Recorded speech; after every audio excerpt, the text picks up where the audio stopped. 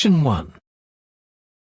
You will hear a phone conversation between Alex, an employee at a company called JPNW, and Martha, who wants to work as a trainee at the company.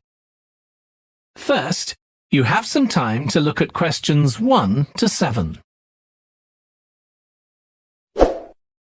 Now we shall begin. You should answer the questions as you listen, because you will not hear the recording a second time. Listen carefully and answer questions 1 to 7. Hi, Alex. It's Martha Clines here. James White gave me your number. I hope you don't mind me calling you. Of course not. How are you, Martha? Good, thanks. I'm ringing because I need a bit of advice. Oh yeah, what about? The training you did at JPNW a few years ago, I'm applying for the same thing. Oh right, yes, I did mine in 2014. Best thing I ever did, I'm still working there. Really? What are you doing? Well, now I work in the customer services department, but I did my initial training in finance. I stayed there for the first 2 years and then moved to where I am now. That's the same department I'm applying for. Did you enjoy it? I was pretty nervous to begin with. I didn't do well in my exams at school, and I was really worried because I failed maths. But it didn't actually matter because I did lots of courses on the job. Did you get a diploma at the end of your trainee period? I'm hoping to do the one in business skills. Yes, that sounds good. I took the one on IT skills, but I wish I'd done that one instead. Okay, that's good to know. What about the other trainees? How did you get on with them? There were about 20 of us who started at the same time, and we were all around the same age. I was 18, and there was only one person younger than me who was 17. The rest were between 18 and 20.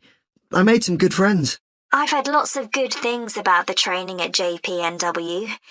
It seems like there are a lot of opportunities there. Yeah, definitely. Because of its size, you can work in loads of different areas within the organisation. What about pay? I know you get a lower minimum wage than regular employees. That's right, which isn't great, but you get the same number of days holiday as everyone else, and the pay goes up massively if they offer you a job at the end of the training period. Yeah, but I'm not doing it for the money. It's the experience I think will be really useful. Everyone says by the end of the year you gain so much confidence. You're right, that's the most useful part about it. There's a lot of variety too. You're given lots of different things to do. I enjoyed it all. I didn't even mind the studying. Do you have to spend any time in college? Yes, 1 day each month. So you get lots of support from both your tutor and your manager. That's good. And the company is easy to get to, isn't it? Yes, it's very close to the train station, so the location's a real advantage. Before you hear the rest of the phone conversation, you have some time to look at questions 8 to 10.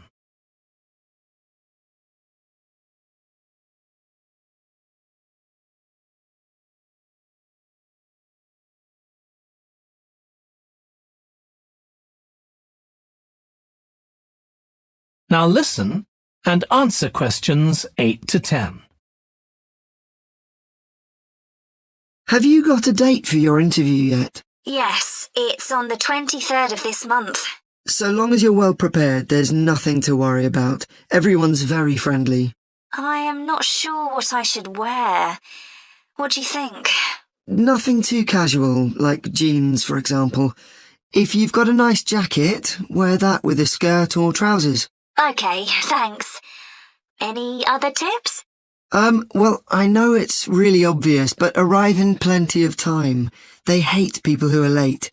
So make sure you know exactly where you have to get to. And one other useful piece of advice my manager told me before I had the interview for this job is to smile. Even if you feel terrified, it makes people respond better to you. I'll have to practice doing that in the mirror. Yeah, well, good luck. Let me know if you need any more information. Thanks very much. That is the end of section 1. You now have half a minute to check your answers.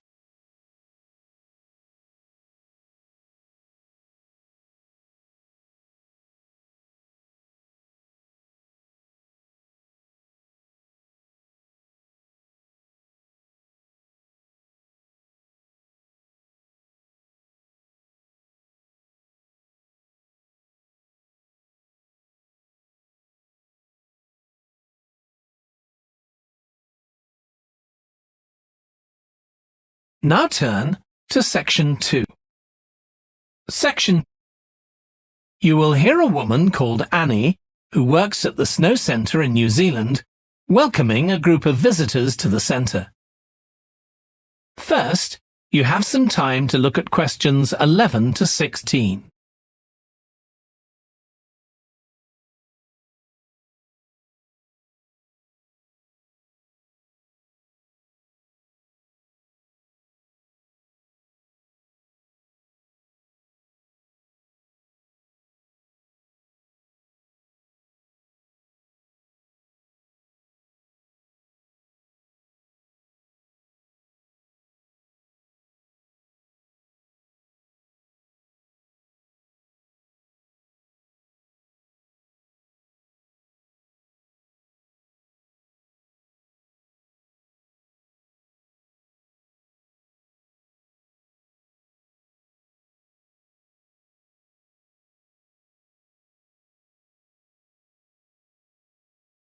Now listen carefully and answer questions 11 to 16.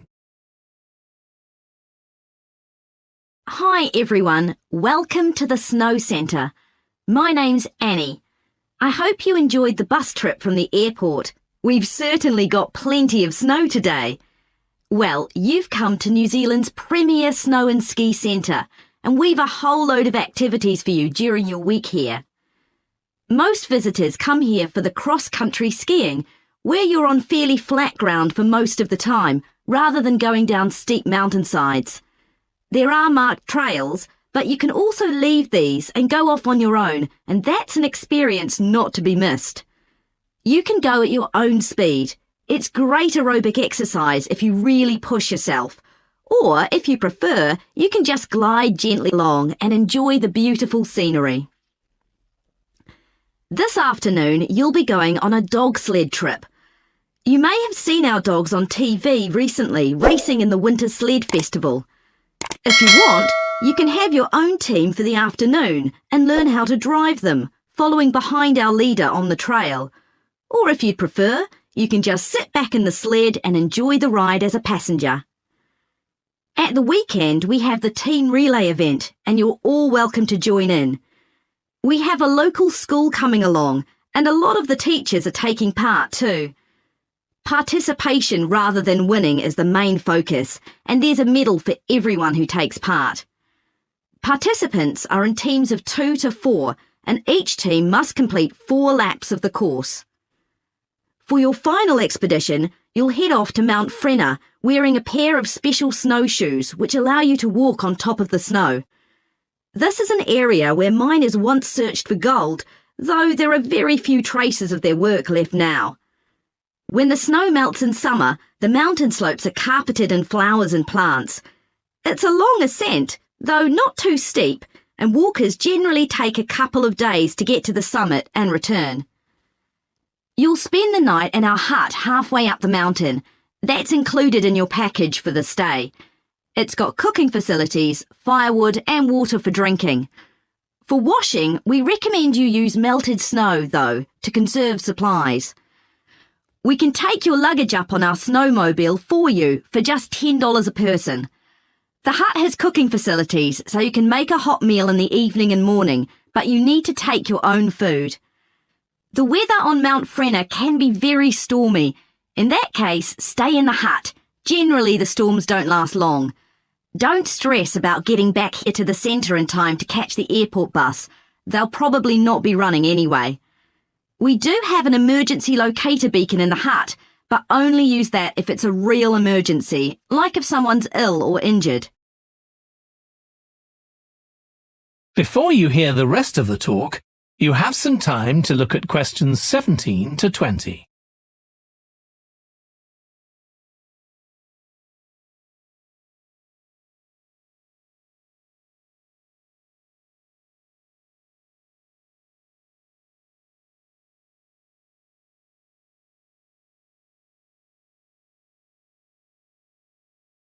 Now listen and answer questions 17 to 20.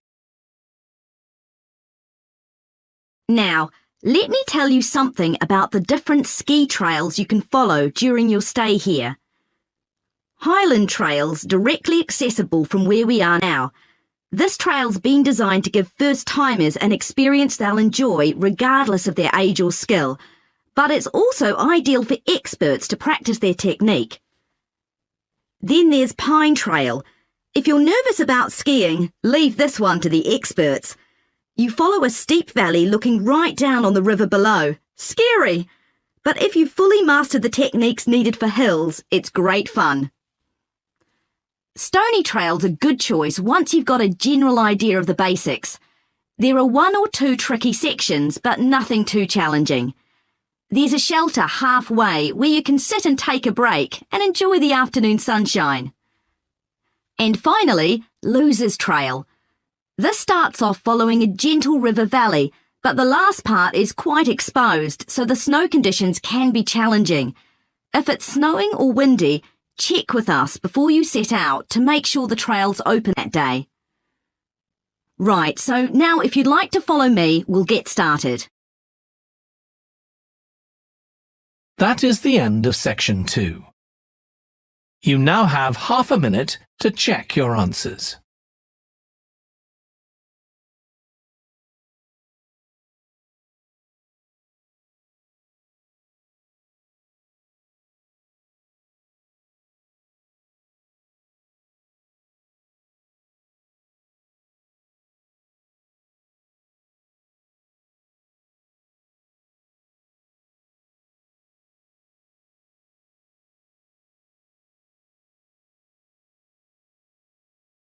Now turn to section 3.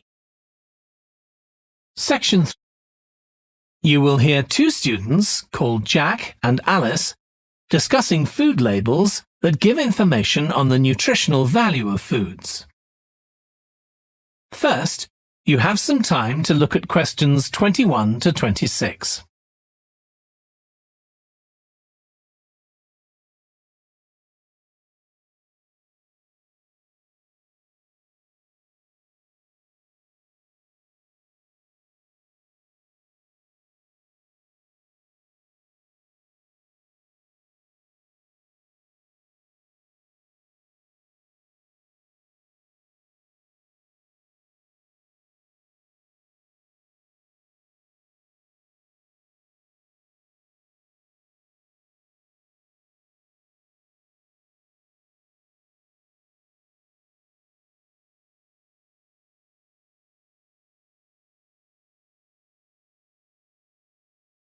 Now listen carefully and answer questions 21 to 26.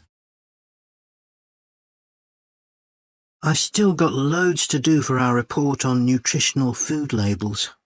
Me too. What did you learn from doing the project about your own shopping habits? Well, I've always had to check labels for traces of peanuts in everything I eat because of my allergy. But beyond that, I've never really been concerned enough to check how healthy a product is. This project has actually taught me to read the labels much more carefully. I tended to believe claims on packaging, like low in fat. But I now realise that the healthy yoghurt I've bought for years is full of sugar, and that it's actually quite high in calories. Ready meals are the worst. Comparing the labels on supermarket pizzas was a real eye-opener. Did you have any idea how many calories they contain? I was amazed. Yes, because unless you read the label really carefully, you wouldn't know that the nutritional values given are for half a pizza. When most people eat the whole pizza. Not exactly transparent, is it? Not at all. But I expect it won't stop you from buying pizza. Probably not, no. I thought comparing the different labelling systems used by food manufacturers was interesting. I think the kind of labelling system used makes a big difference. Which one did you prefer? I like the traditional daily value system best, the one which tells you what proportion of your required daily intake of each ingredient the product contains. I'm not sure it's the easiest for people to use, but at least you get the full story. I like to know all the ingredients in a product, not just how much fat, salt and sugar they contain. But it's good supermarkets have been making an effort to provide reliable information for customers. Yes. There just needs to be more consistency between labelling systems used by different supermarkets, in terms of portion sizes, etc. The labels on the different brands of chicken flavour crisps were quite revealing too, weren't they? Yeah. I don't understand how they can get away with calling them chicken flavour when they only contain artificial additives. I know. I'd at least have expected them to contain a small percentage of real chicken. Absolutely. I think having nutritional food labelling has been a good idea, don't you? I think it will change people's behaviour and stop mothers, in particular, buying the wrong things. But didn't that study kind of prove the opposite? People didn't necessarily stop buying unhealthy products. They only said that might be the case. Those findings weren't that conclusive, and it was quite a small-scale study. I think more research has to be done. Yes, I think you're probably right. Before you hear the rest of the discussion, you have some time to look at questions 27 to 30.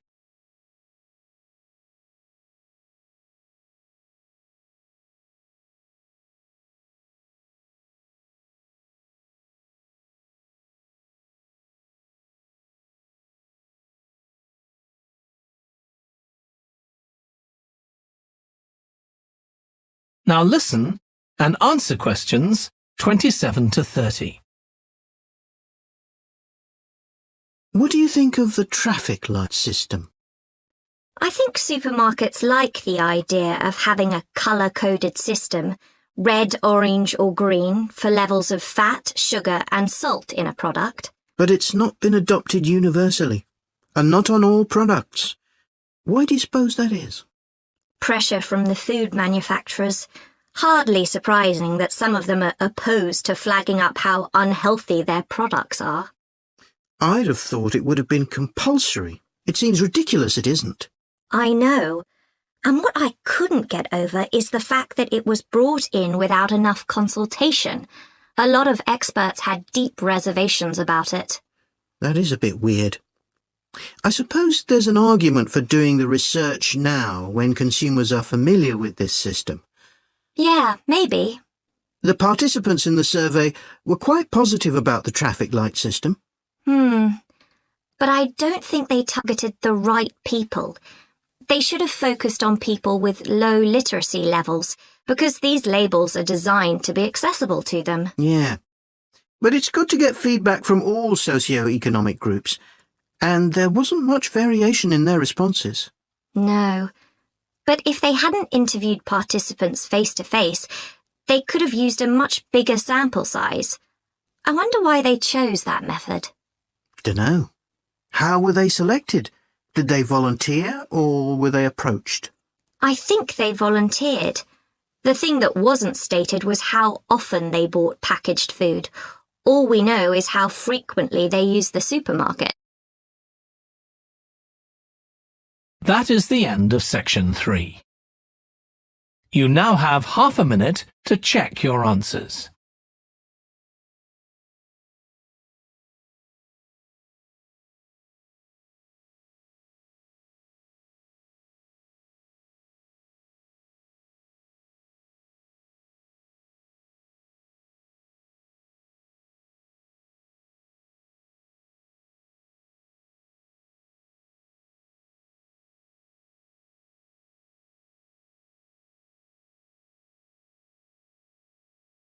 Now turn to section 4.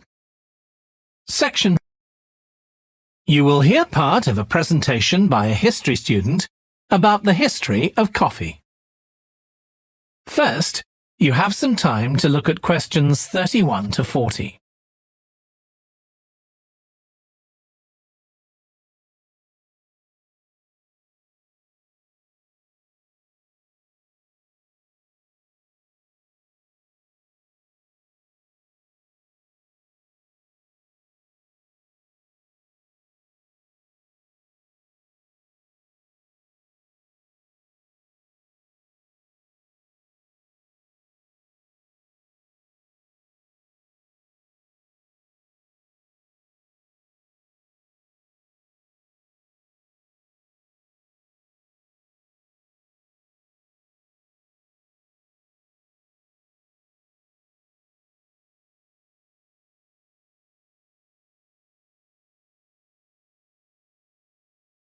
Now listen carefully and answer questions 31 to 40. In my presentation, I'm going to talk about coffee and its importance both in economic and social terms. We think it was first drunk in the Arab world, but there's hardly any documentary evidence of it before the 1500s, although of course that doesn't mean that people didn't know about it before then. However, there is evidence that coffee was originally gathered from bushes growing wild in Ethiopia, in the northeast of Africa.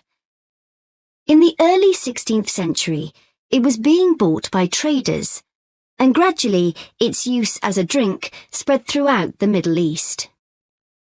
It's also known that in 1522, in the Turkish city of Constantinople, which was the centre of the Ottoman Empire, the court physician approved its use as a medicine.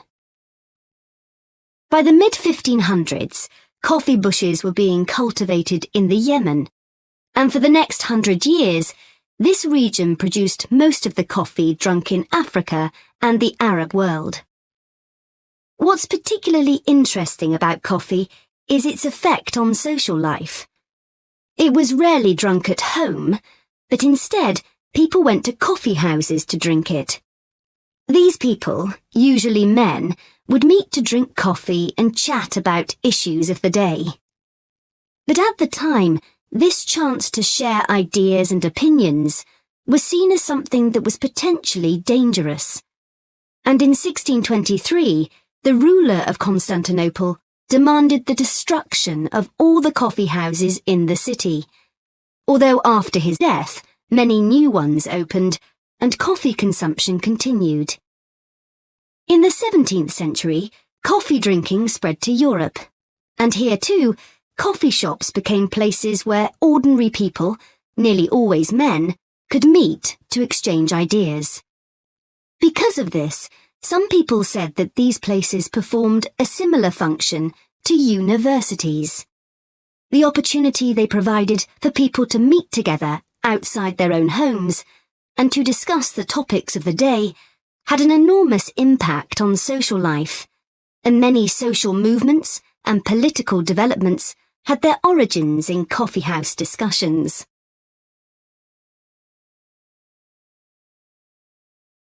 In the late 1600s, the Yemeni monopoly on coffee production broke down, and coffee production started to spread around the world, helped by European colonization. Europeans set up coffee plantations in Indonesia and the Caribbean, and production of coffee in the colonies skyrocketed. Different types of coffee were produced in different areas, and it's interesting that the names given to these different types, like Mocha or Java coffee, were often taken from the port they were shipped to Europe from. But if you look at the labour system in the different colonies, there were some significant differences. In Brazil and the various Caribbean colonies, coffee was grown in huge plantations, and the workers there were almost all slaves. But this wasn't the same in all colonies.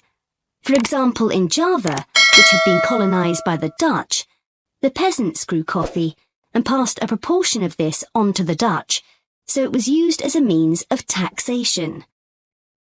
But whatever system was used, under the European powers of the 18th century, coffee production was very closely linked to colonisation.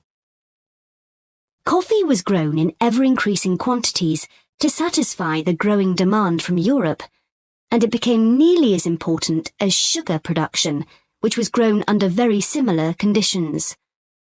However, coffee prices were not yet low enough for people to drink it regularly at home, so most coffee consumption still took place in public coffee houses, and it still remained something of a luxury item.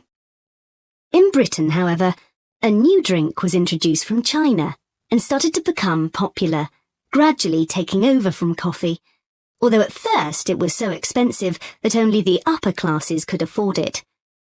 This was tea, and by the late 1700s it was being widely drunk. However, when the USA gained independence from Britain in 1776, they identified this drink with Britain, and coffee remained the preferred drink in the USA, as it still is today.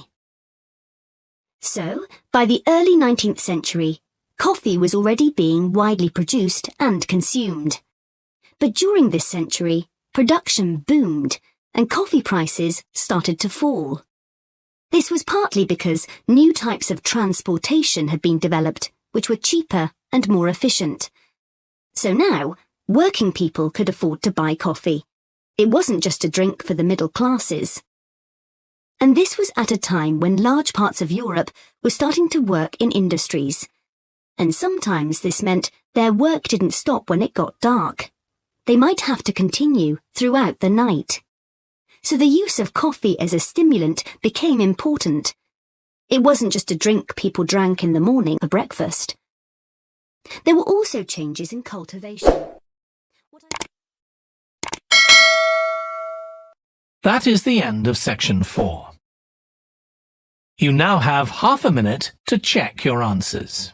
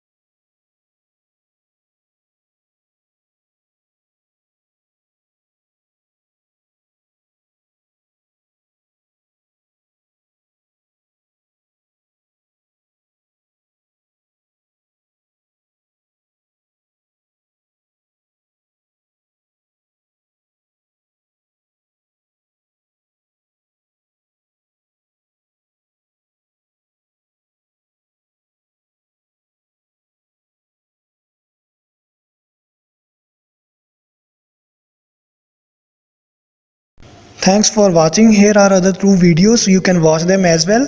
And if you haven't yet subscribed my channel, please subscribe it and hit the bell icon for my upcoming videos and share these all videos among your friends.